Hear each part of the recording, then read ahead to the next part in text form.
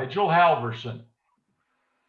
He came around in 1926 and created the world's first hand-colored or multicolored cacheted first day cover. I'll show you that one in a second. In this slide, I just want to point out, Mike seated second from the left, we have, this is Igel Halverson, and to the far right is his brother Axel, looking in.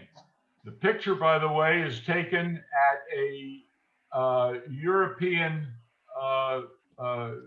immigrant social organization where European immigrants could gather, socialize, feel comfortable with their people in the same circumstances as they were. Igel Halverson was European born, at the end of the 19th century. He emigrated with his family to the United States beginning at the beginning of the 20th century. He became a naturalized citizen first part of the century. He trained and worked as a mechanical engineer and a draftsman. He made hand-painted first day covers that were noted for use of a block of 4, unified design that means a design that is concerned with the entire cover, not just a cachet that might be on one half of the cover. The creation of a beautiful and distinctive address, and he made cachets primarily for fun and personal pleasure.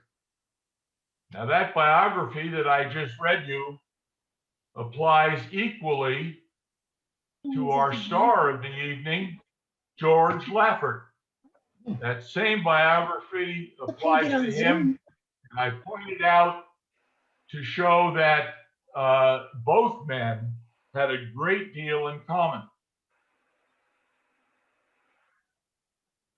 And I will suggest, and I do suggest, that Halverson and Laffert knew each other. If not as acquaintances, they knew each other very well. They both lived within 7 miles of each other in the Boston area. They both lived within 12 miles of the Polit stamp store in Boston, where I suggest collectors would naturally gather.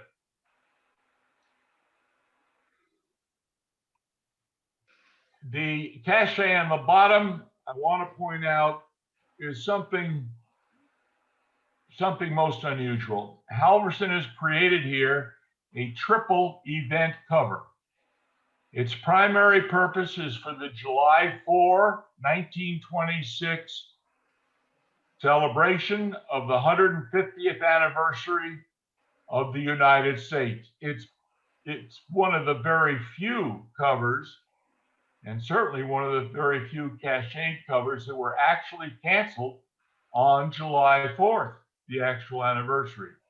You're familiar with the 627, which is Scott 627, the sesquicentennial issue, 2-cent sesquicentennial issue for the United States 150th anniversary. The second purpose of the cachet, horizontally, the tercentenary week of the top left corner, indicating Salem, Massachusetts, Halverson's wish for Salem, and in the bottom right corner, it is addressed to a Dr. Mason, who was a well-known expert on the Salem witches, the witch trials and executions, etc. The United States sesquicentennial is, of course, also amplified by the by the letters, not by the letters, by the stripes, the red and white stripes in the lower left corner, and by the 13 stars that are just above the 4. The third event is very subtle. And Halverson was very careful in the stamps that he used on a cover. The stamp on this cover is 628, which was issued for John Erickson, the inventor of the monitor. That was a primary vehicle of war and bottling up the Confederate Navy during the Civil War. But if you'll notice the vertical and horizontal stripe in a light blue, this is symbolic. Come on, we have school tomorrow. You gotta take a shower. All right. Symbolic of the Swedish flag honoring Erickson. Okay, next please, Mike. I'm showing you a couple of Halverson covers as part of the connection to Laffert. These are two of the three known covers for the first hand-painted, hand-drawn cachets.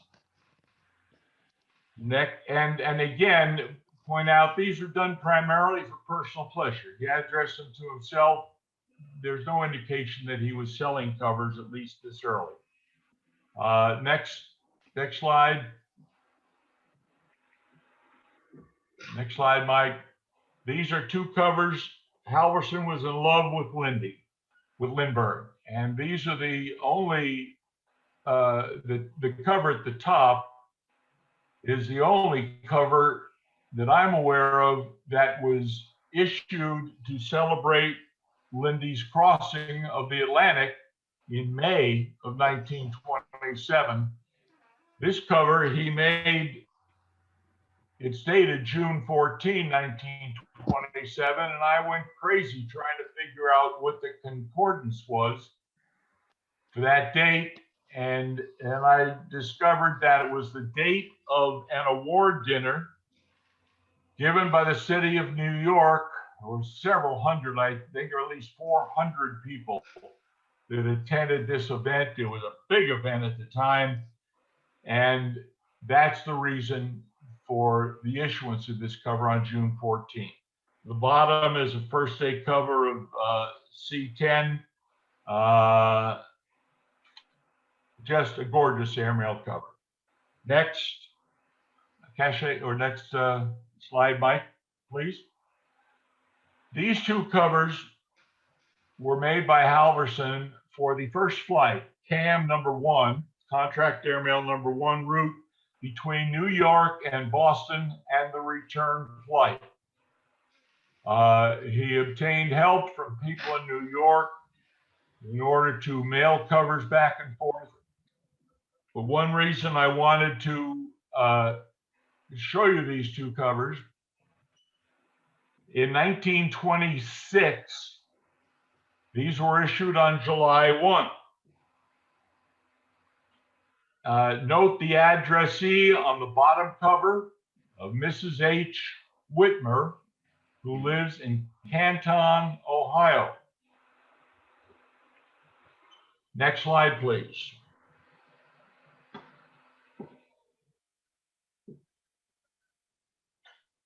The storyline or the timeline from Halverson's covers in July of 1926.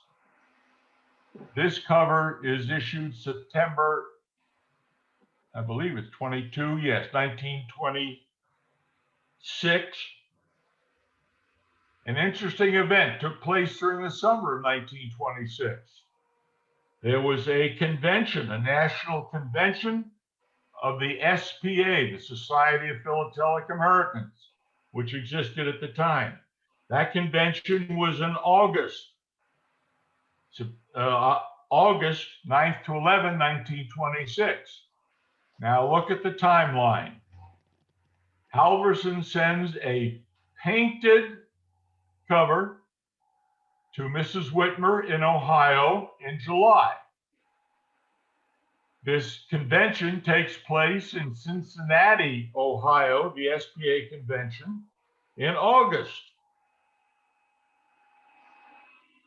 And you all know what happens when a novel item comes up at a philatelic show. It goes from one dealer to another dealer, and by the end of the show, virtually every dealer and most of the knowledgeable collectors who come to the show are aware of that cover. In this case, the convention was in August. On September 22nd, Mr. Deerwester was inspired. I say obviously because he likely saw or was at the convention Mr. Deerwester's from Buckyroos. Oh, I'm sorry, not Buckyroos, Bucyrus, Ohio. A month after the convention, he makes his cover, and in September of 1926, the American Philatelists, the Journal of the American Philatelic Society, printed an article titled "A Clever Idea for Airmail Collectors," in which they talked about the cover, the airmail cover that was sent to Mrs. Whitmer. And they were applauding the use of color in order to create cachets. Next, please. Now, before we get to George Laffert, in the decade between Halverson in 1926 and Laffert in 1935, there are only 7 examples of color, multicolor, that I can find. One example is by Ralph Dyer. Ralph Dyer was active during the time. You are aware, or perhaps aware, Dyer was born in 1898. So at the time he was in his 20s. The color on top is a forerunner created by Dyer. It has a little bit of color in it, not a lot. The cover on the bottom is Dyer's first recognized cachet. Again, a little bit of color and a frame around the envelope, around the cachet, but again, not multicolor. Next slide, Mike. But Dyer did do some multicolored cachets in that 10-year period between Halverson and Laffert. The one on top is an add-on cachet. It is believed to have been done sometime in the early 30s, fully hand-painted and drawn by Dyer. The color below is a printed multicolor cachet that has 4 colors. Again, in fact, I think it has 5. It's orange and black and blue and green and red. A printed color, a printed cachet. Point again being, if we go back to the covers that I showed you in the 1800s, 1880s, multicolor printing was available and could be used. And I would suggest that here it was used by Dyer and that it was economical of him to do so. Many people conclude that multicolor printing was just too expensive. I don't think that has anything to do with the lack of multicolored printing during this era. Next cachet, also between Halverson and Laffert, is Mr. Burpine. Now, these are 2 covers that he did. The top one is his recognized first cachet. The bottom one is a cachet that he did 2 months later in 1928. Note that the design, the cachet design, is exactly the same, and that's because it's printed. It's printed in black, and then hand colored. In the top one, the horses are black. The bottom one, the horses are brown. And of course, you see, you can pick out differences in the color, but all the passengers are colored as well as the stagecoach. Does it look familiar? It should. That's from the Civil War Magnus cover. The process that I suggest is being used by many cachet makers today. Okay, next mic, please.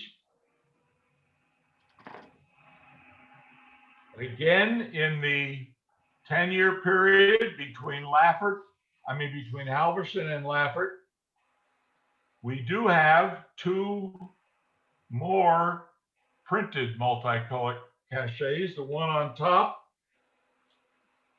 And at this point, when this was created in 1929, there have been over 700 different cachets made by some 528 cachet makers.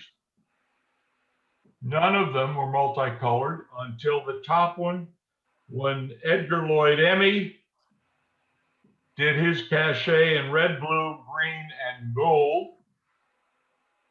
Shortly thereafter, in 1930, Harris Hunt did the bottom cachet, which, according to the Planty and many other classical collectors, is our best classical cachet. Again, because it's in color, and color was so rare during this period. Next cachet, Mike. We get to 1934, top cover by Torquel Gundle. This is when he began his very colorful cachet making career. And the bottom cover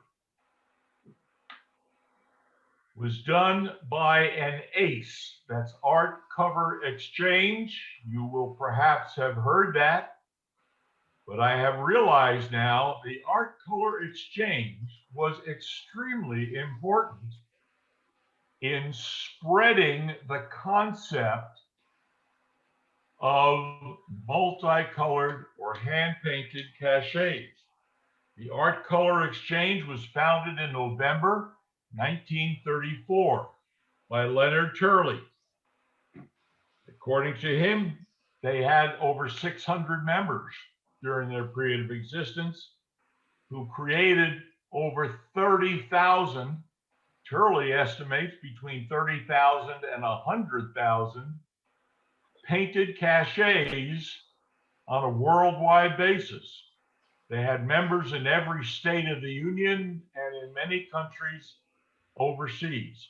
This cover particularly was done by Royce Ryder, who was one of the original members of ACE, and it's sent to Mabel Hodap, again, one of the original members.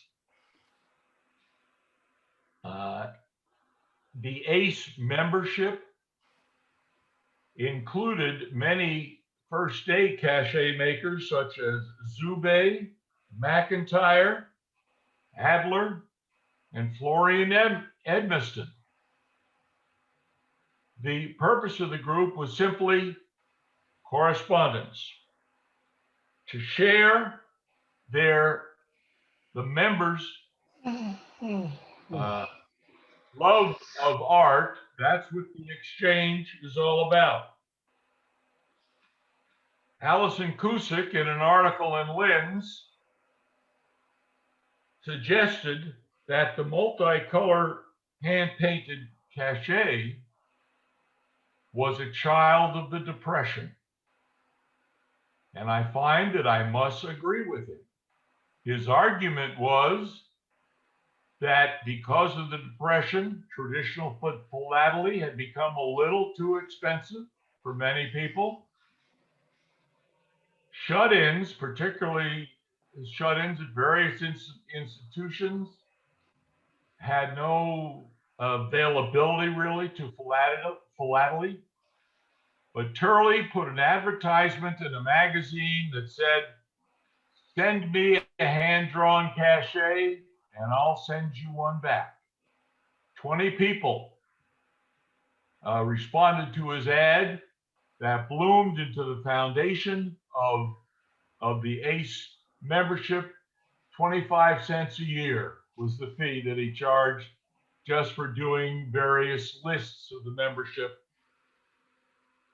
But the important point was that color on envelopes proliferated immensely. And I will suggest to you that at the end of 1934, philately was very popular. We had a president and a king who were stamp collectors, but there were very little color on cachets. I pointed out 7 known examples between Halverson and Laffert, but that's out of over 1,000. That's how unusual it was. But at the end of 1934, we were on the cusp of a breakout of color. And I will suggest to you that from 1935 on, we saw a substantial growth of the hand-painted cachet. This list was led by George Laffert. George Heinrich Laffert was at the beginning of the leading edge of multicolored cachets. Next cachet, please, Mike. Laffert began making covers, again, for personal pleasure. You notice these are both covers addressed to him. The first one is in 1930, May of 1930. It's for the last leg of the Zeppelin trip from Friedrichshafen, Germany, down to Rio de Janeiro, up to Lakehurst, New Jersey, and then back to Friedrichshafen. The extra postage, I don't know why he's got the 5 cent, the 3 and the 2 cent, because the $1.30 postage covered the leg of the trip plus return of the cover to the United States or delivery, as this one was to an address in Germany. The second cover, tin can mail. The canoe tin can mail that was invented by George Quincell, who, I'm not George, in any event, by Mr. Quincell, who was the postmaster in the Tonga Islands. And the concept was the island, the geography of the island was such that it went into the ocean, but a very low depth below the surface. There was no deep water where a ship could land or dock to port. So he created this system of putting mail into a tin can, a canoe. Someone in a canoe would take it out at least a couple of 100 yards, far enough out for deep water for a ship. It would then be picked up by the ship, and in this case, the ship was the SS City of Los Angeles. Came by, picked it up, and would deliver it. Next slide, please. We now come to George Laffert. In March of 1935, his first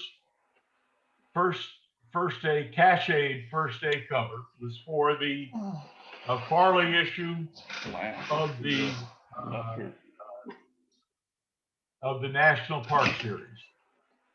Now you can see the hallmarks of a Laffert cachet, which are very clear and which generally applied only to him. The first was the paper that he used for the envelope. His envelopes were hand cut and glued together.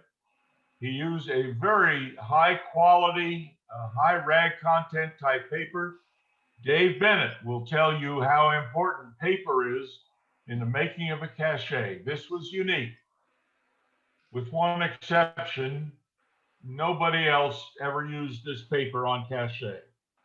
Number two is the frame. The frame around the envelope, which is the color of the stamp,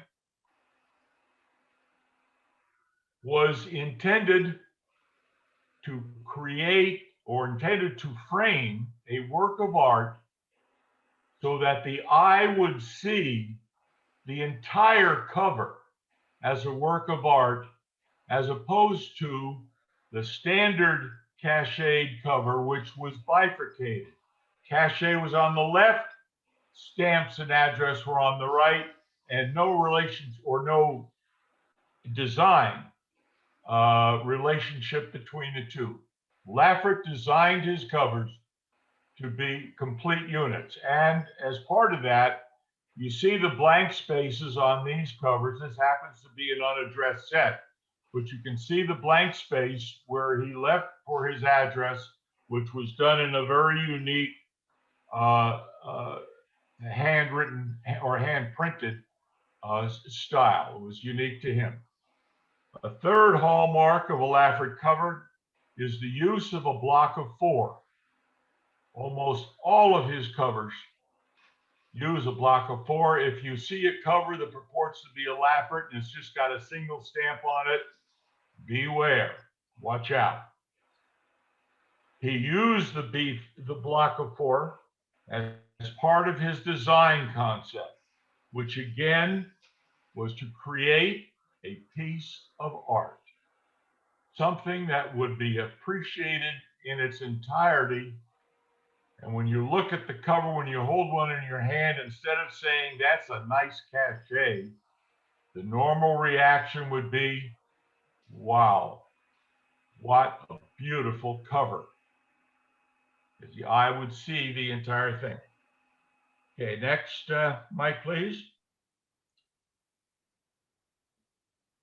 Oh, by the way, for that first set, I have confirmed there are 5 sets that exist. It seems like there's more because they show up on the auction block. They've shown up frequently, but the same set has been recycled. The source number of sets have been recycled. I can identify 5 distinct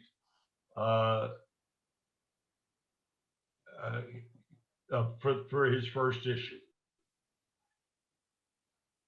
Okay, the next issue that Laffert did was for this stamp, Michigan. Again, the block of 4. Again, it's in unaddressed. But the question, and again, why I've asked all of you to send me a list of covers that you have, is that no issue has been identified for the Connecticut, the California Pacific International Exposition, or Boulder Dam, which were 772 to 774. That would have occurred right in the period of this stamp, the Michigan. But from this issue forward, Laffert created cacheted first day covers for all issues, including the presidential series of 1938, including the 35 stamps in the famous American series. He did all issues through his last issue in 1941. Just a comment on the unaddressed envelope, Laffert generally did at least two unaddressed covers, which they originally would have had a pencil address, his pencil address on them. But the unaddressed cover you see were ones that he did for himself and for his wife, Faye. Okay, next, Mike. The next issue in 1935 that he did, and this is one of the few cases where you see a single stamp, and I suggest as with other airmail issues, he only made them for himself. It doesn't appear that he made airmail issues for anyone other than himself. And this was for C-20, which was the first trans-Pacific flight routes. The 25 cents covered postage to Hawaii, 50 cents, which you see on the bottom, 50 cents to Guam. And by the way, there were different cachets. You know, to the top cover a rubber stamp cachet applied by the United States Postal Authorities. On the bottom cover, it's on the back. That's why you can't see it. Next cover, please. Both for the Texas issue, and by the way, the covers that I've chosen to show you are primarily all of his design cachets. In other words, with the design, in this case, the state of Texas, his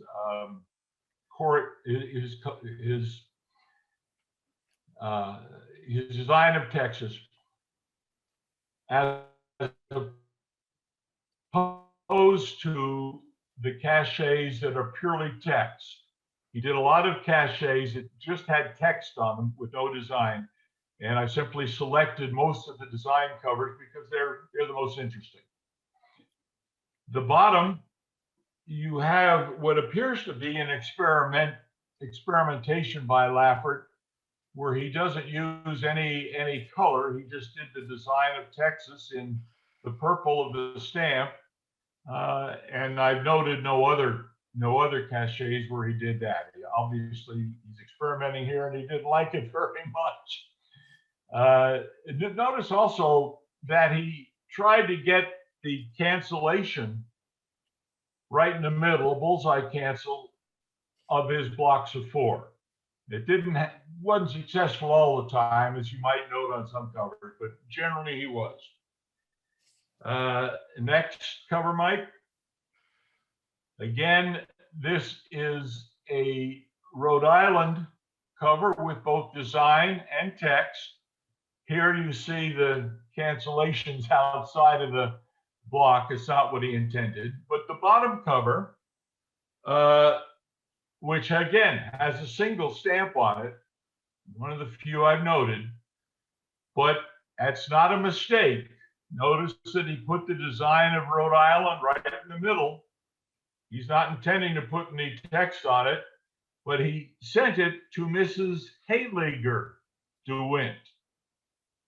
You will note one of his primary customers was Hayliger DeWint, who wrote the Bible on 20th century fancy cancels. The bottom cover appears to be a gift to Hayliger's wife, and he just did an abbreviated version of the cachet. Next, please, Mike. This is an amazing cachet. You will note, if you will, Mike, the smaller circle, which was applied on board the Hindenburg by German postal authorities. You can see it's in German. If you will look below the U, right there, you pick out a little dot. Guess what it was? It was the point of his compass that he used to draw the larger circle,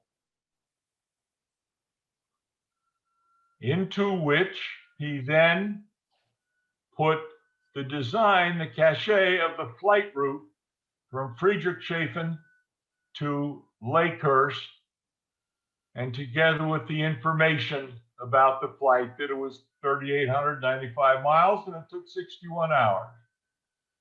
I think that's an amazingly creative cachet. I've never seen anything like it, but there you have it.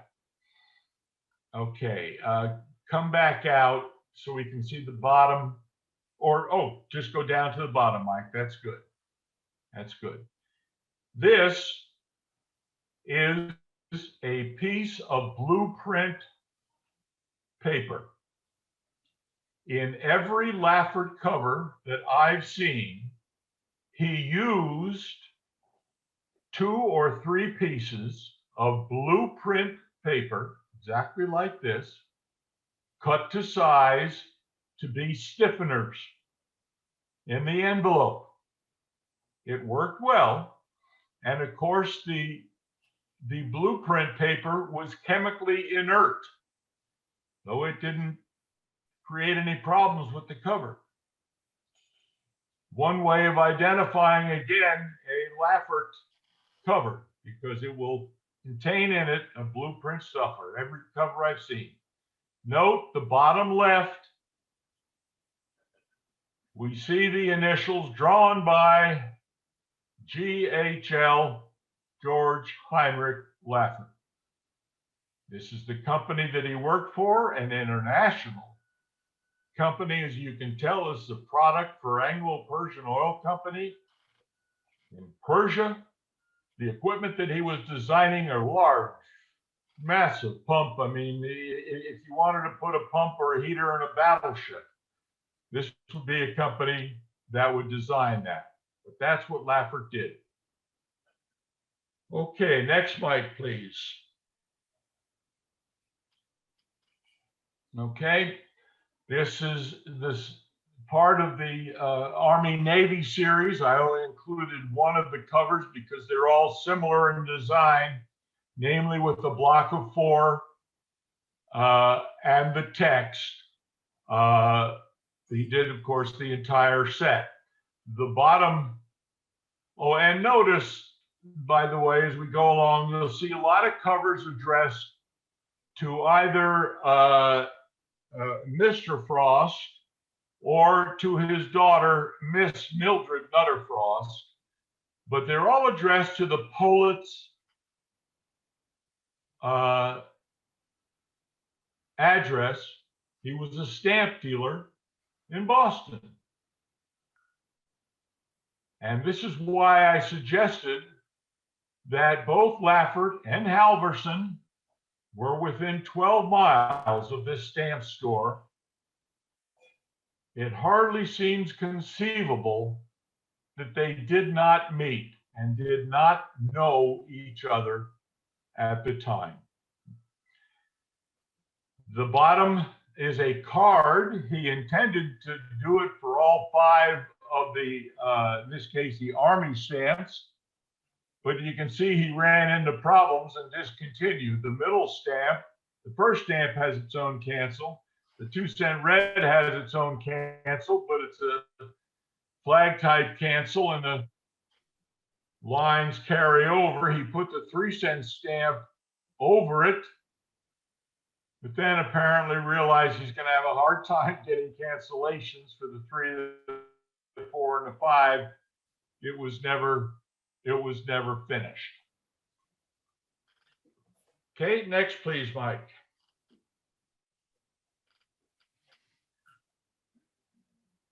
This is, again, an amazing set because in this case, he did 2 covers for the stamp in question. The cachet was so large, he didn't have room for any written text, so he created two separate covers.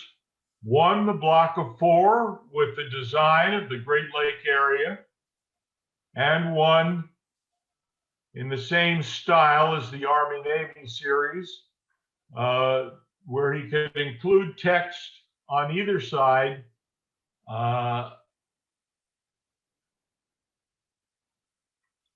which was again an advancement for him. Next cover, or next slide, please, Mike.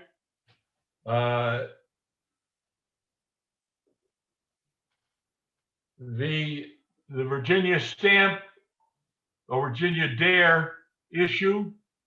I selected this one so that you could see the comparison in print size between the text on this cover and the text that you see below of 797, which was for the SPA convention. It's the only Virginia Dare cover I've seen of his. I'm sure there are others that exist, but you can see the size of the text that is easily readable. People with normal, reasonable vision. Down below, he's creating a window between the stamp and the text. He's creating a window on the envelope, two windows. Through one, you see the park itself. And on the left, if you can enlarge that a little bit more, Mike, just so people can see that tiny print, that tiny, almost microscopic printing is legible. And each of those letters is nothing that's run together. He's got it perfectly set up within the square to fill the entire square. Unfortunately, someone spilled a little bit of water on it. Don't know what happened. But again, this is the only cover that I've seen completed for this particular stamp. Okay, next, Mike. Next, Mike, please.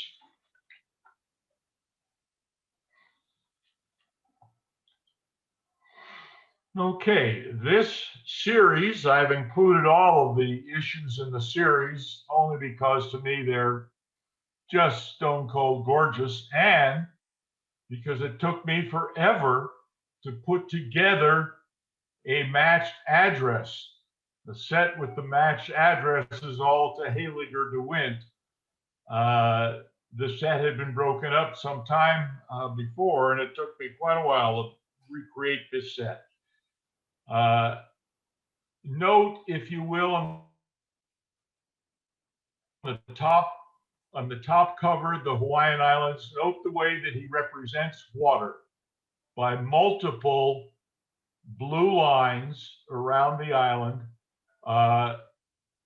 And I point this out, it'll become important later. Again, the set will, in his format, they're just gorgeous. Next slide, please, Mike. These are the other two covers for the series for Puerto Rico and the Virgin Islands for the territorial series. Certainly among the most beautiful covers created for that set. Next, please, Mike. Mike, next, please. Mike, next, please. Oh, there you have it. Thank you. No. Go back. There we go. There we go. Again, just to show you the beauty of his covers. This for the Golden Gate Exposition. And note that here he has specifically designed, he was having trouble getting the cancellations all within, bullseye within the block of 4. So he simply designed a space where the postmaster could do its thing and put on the hand cancel so that he has room. And there's room for the address either down below, as you see on the bottom cover, or just in the center area. An address could be put in there. But again, the address would be part of the design.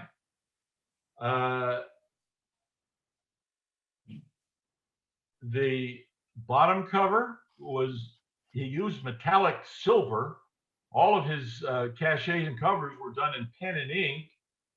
I don't think there is a metallic silver that could be used by pen, perhaps, but that might have been painted. But in any event, he did create faithfully the emblem, Washington's coat of arms. Okay, next, Mike. Next slide, Mike. There we go.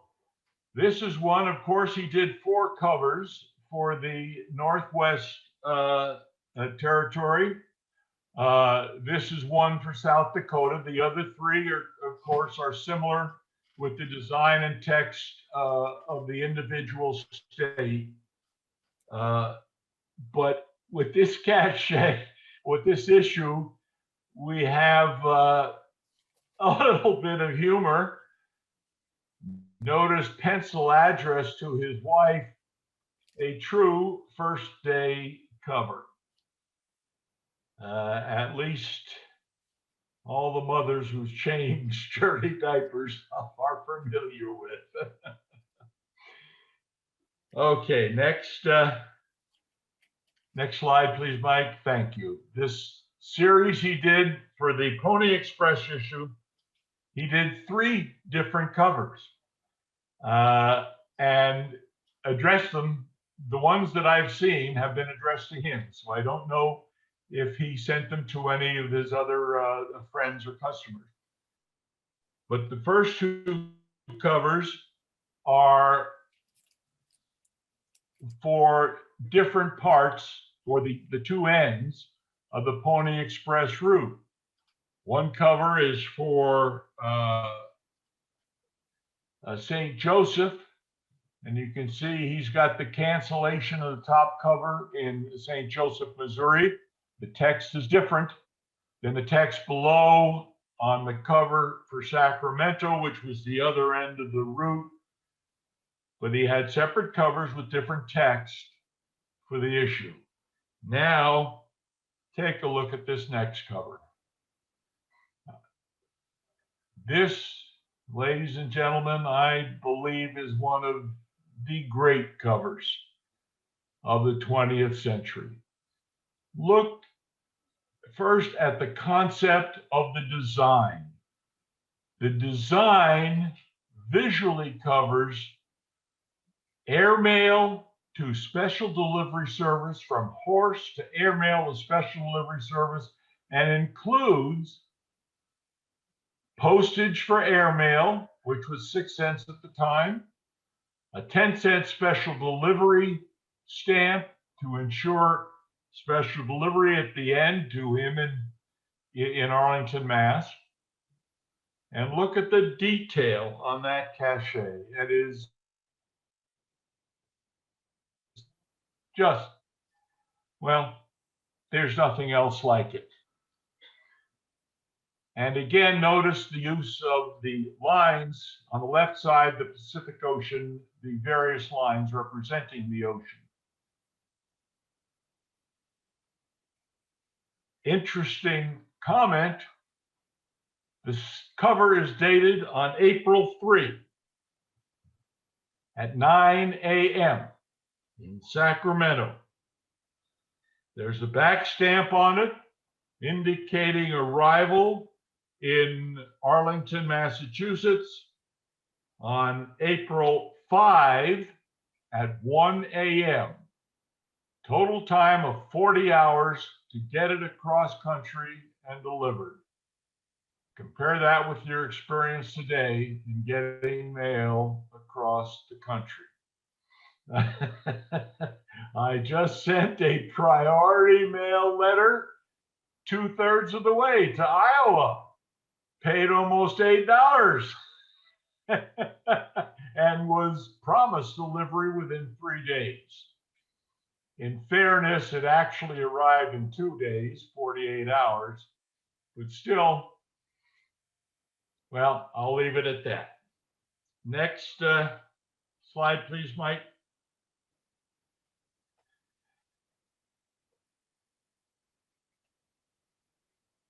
Next slide, there we go. And next slide, there we go. Idaho and Wyoming.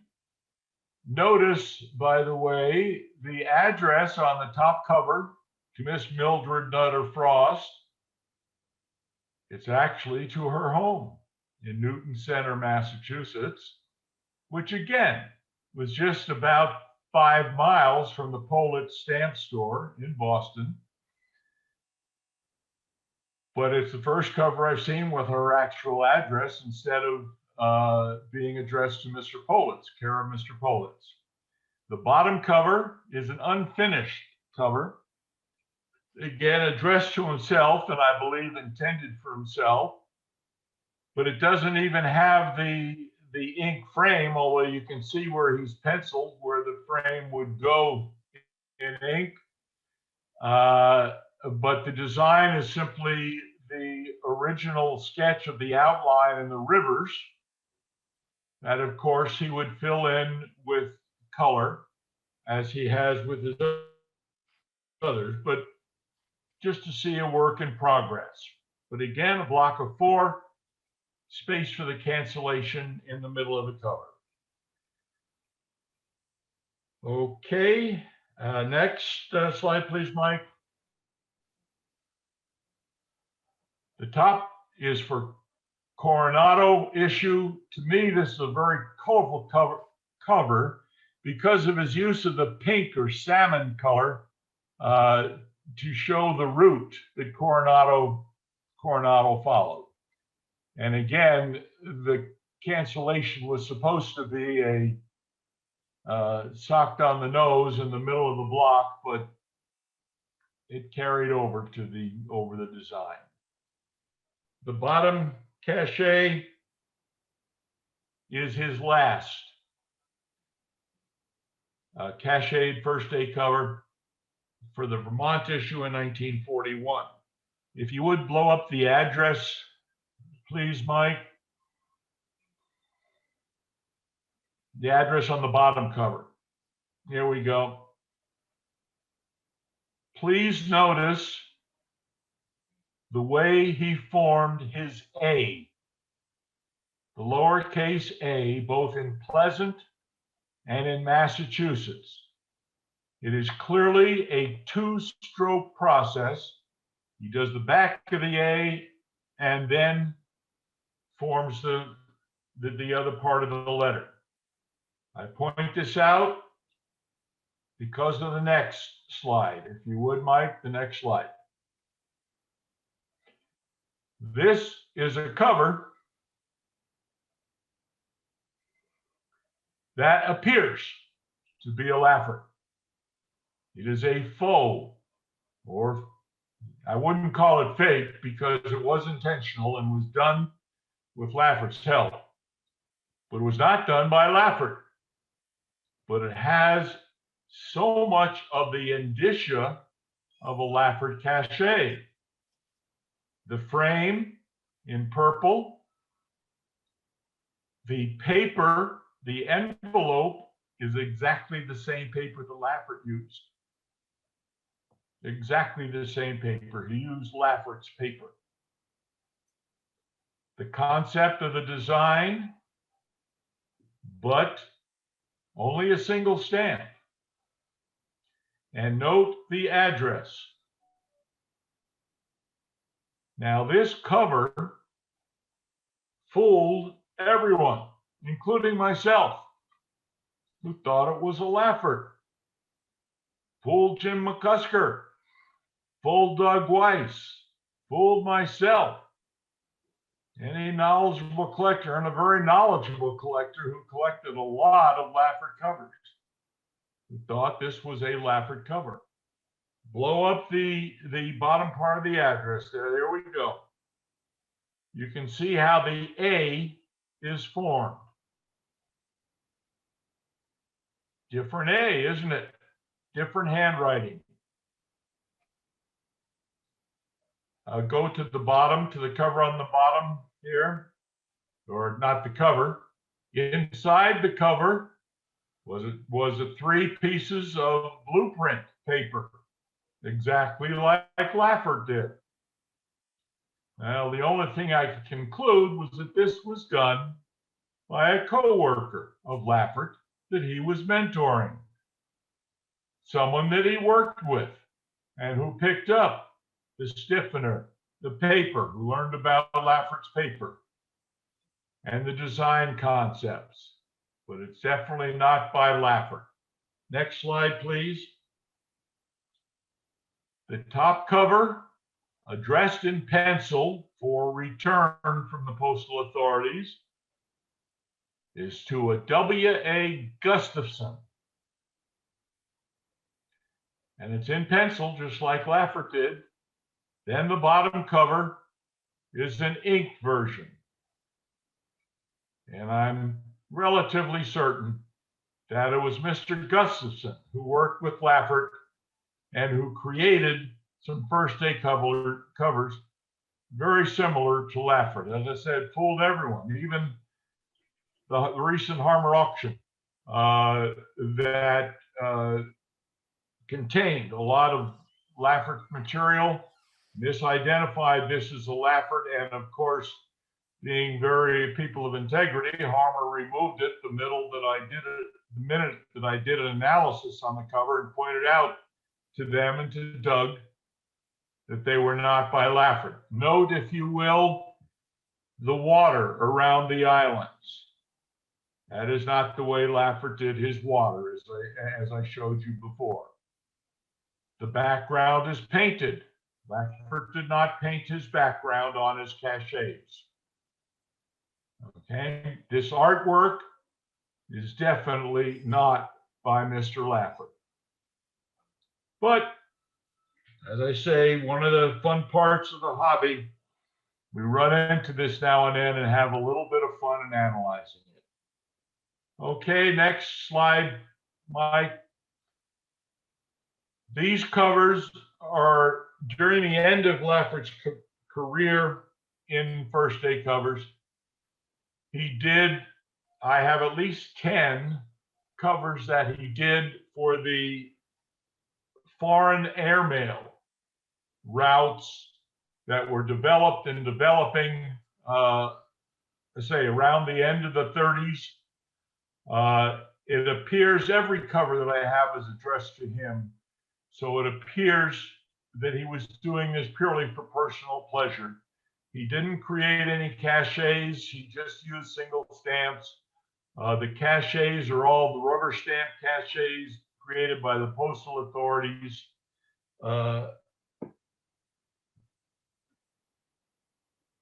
But if anyone finds any, boy, I'd sure like to know about them. Because I suspect that each one that he did was unique or one of a kind, because he did them for his personal pleasure.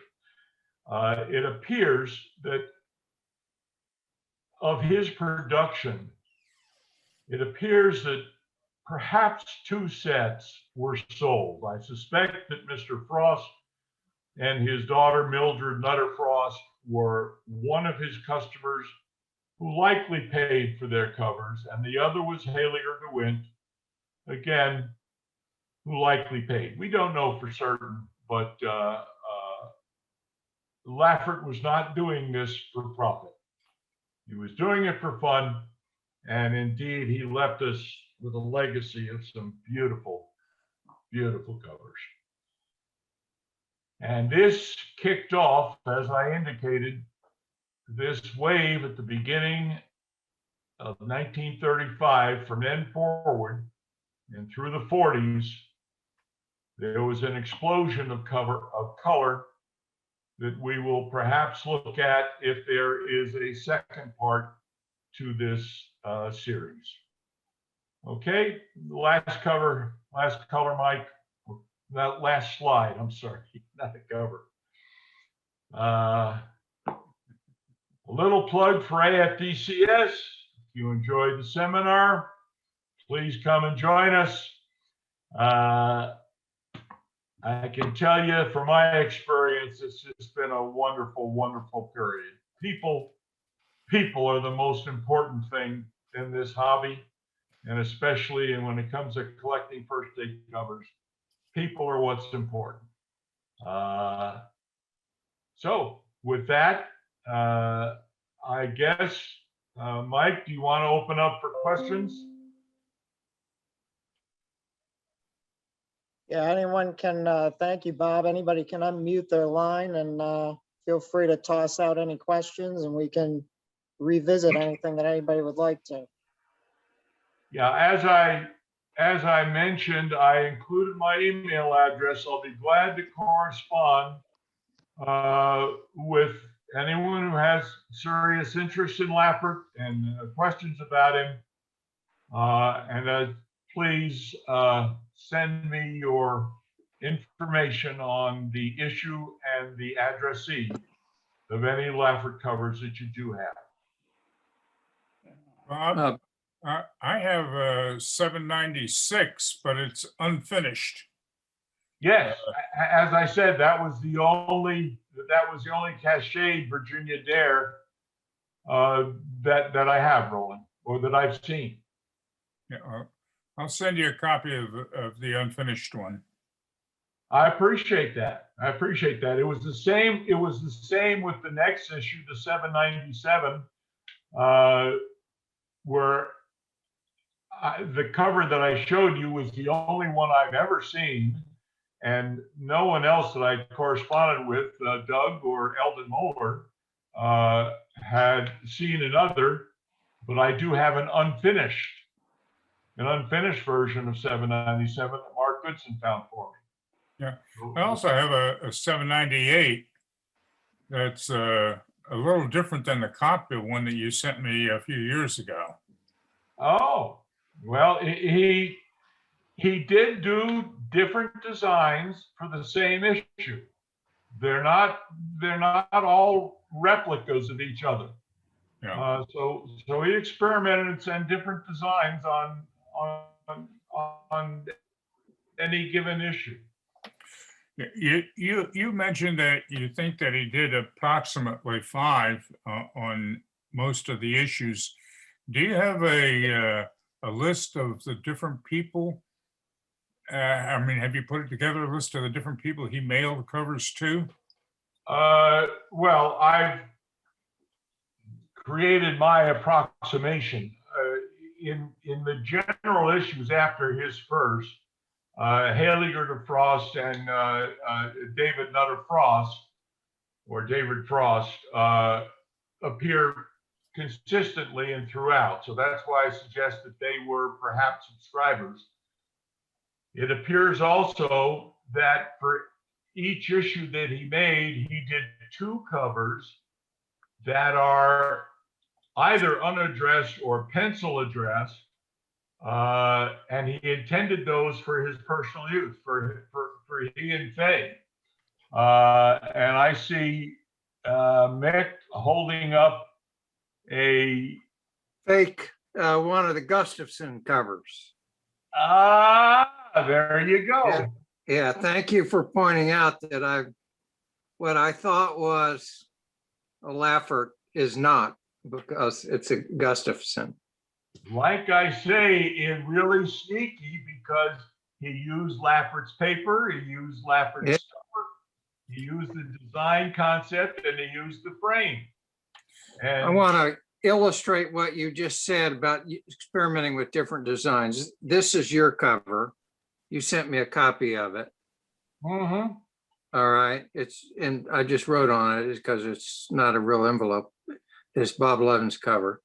But look at, this is the same stamp, but instead of the text being on the left and right of the block, the text is underneath the block. So exactly right. Text underneath, text to the left and right.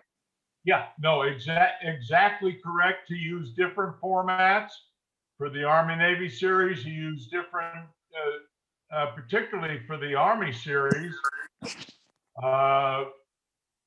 where he had, in fact, there's 3 different layouts. There's an Army stamp that shows 3 generals on it. I can't remember their names right now, but he had a separate write-up for each general. And the way he did that format was that he had the stamps all the way to the right, and Right there. He has three separate sections. There you go, for the 3 different generals. So see, this is one format, yep, and here's the other format. bingo. Yeah. leave it to an army collector to have them all. Yeah. Yeah. Bob, do you know why he quit? Why he quit? Why he stopped making cachets? Probably died. Do not do that. No, I do not know that. It was, if you'll note, it was before our involvement in World War II. Before Germany bombed Pearl Harbor on December 7, 1941. Japan. And I don't know if it's related to that and the fact that he was a German citizen, if he pulled back because of that, or for some other reason, you know, one can speculate. You And know I've got when a he died? speculation, but I wouldn't want to make. Program. Pardon? I'm gonna ask you what When he happened. died. You slept through the program. Yes, I have that information. I don't have it right in front of me, and I'm off the top of my head. I'm sorry. But it's not necessarily death. And was he a German citizen or a German American? He was a German American. He was So he was naturalized. naturalized. He was naturalized, the same as Laffert. This is why I said they both had very similar biographies. The two men, Halverson and Laffert, had a lot in common. We were talking about Laffert. Yeah. Are you planning a book? Am I writing a book? Yeah. Well, the only thing I'm concentrating right now on is an article for Martin and our first day's publication. I promised him an article. A book is a possibility, and that's again why I'm asking people to provide me with information about the various covers so I can get some form of completeness. Bob, do you think that he changed his design when the post office changed their cancellation to say first day of issue? And it changed where the postmark actually went? No, I believe that was the Northwest Territory issue, or I forget the issue where the post office put first day of issue within the killer bars. But I don't think it affected his because a lot of time he asked for hand cancels, and the hand cancels didn't always have that in it. Okay, thank you. Hey, Bob, Yes, David has a question as to whether or not he created a C23 cover or not. that's a good question. And I don't have the answer. I don't have an example, and I've never seen one.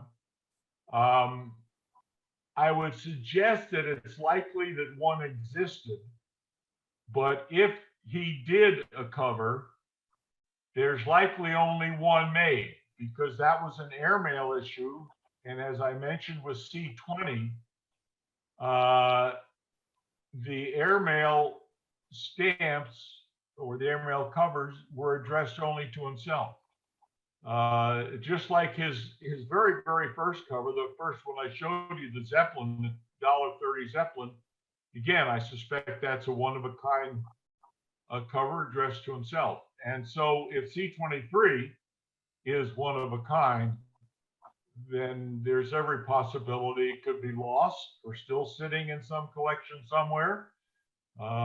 Certainly it would be of interest to anyone collect the C23 issue, which was a very popular issue. So I don't know, and I've never seen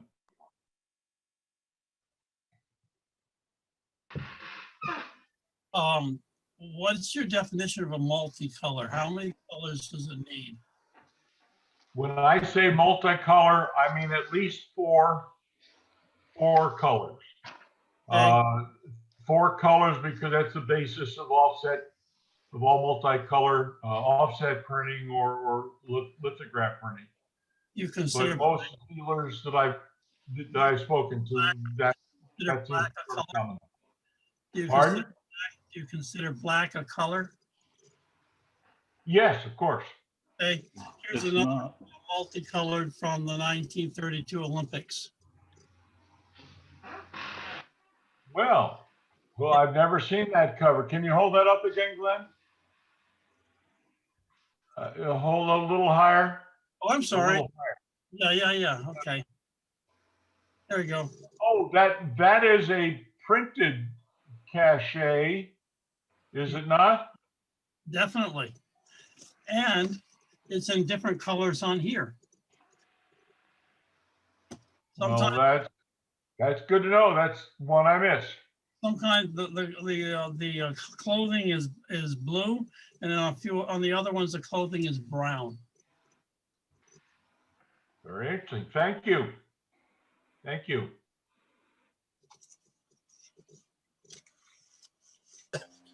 On the SPA souvenir sheet, I think you're right that there's only one cover, so I've never seen any other one. I think you outbid me when you bought that one originally, in one of McCusker's auctions.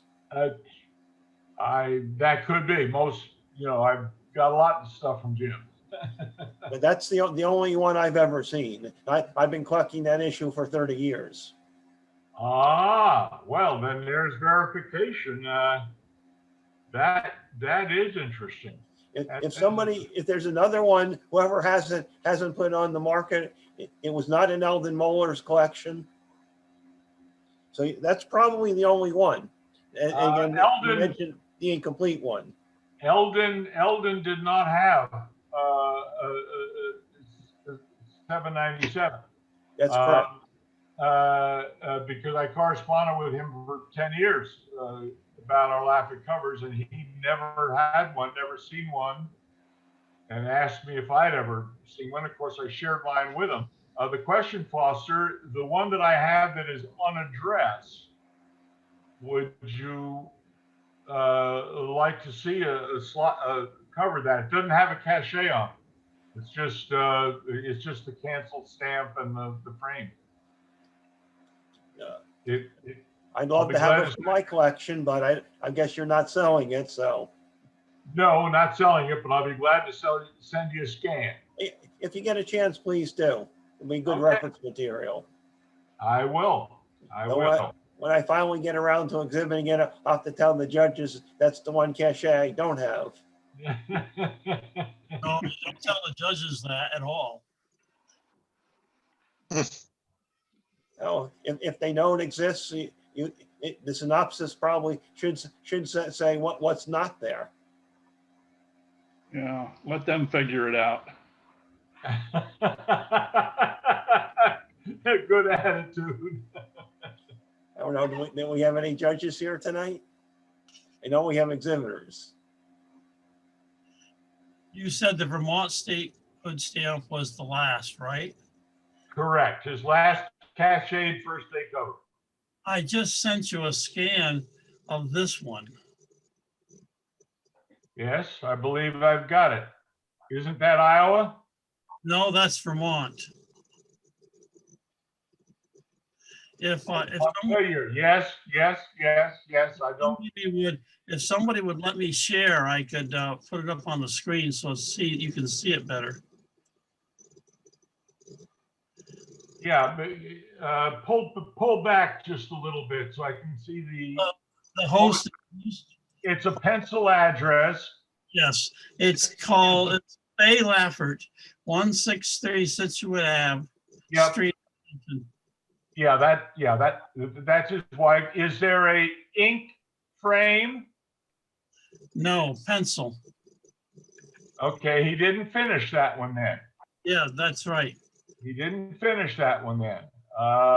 And again, the unfinished covers were always addressed to himself or to his wife, Bay. And he just never got around to finishing them. And if anyone wants to see it, it'll be exhibited at Boxborough in September. Oh, very good.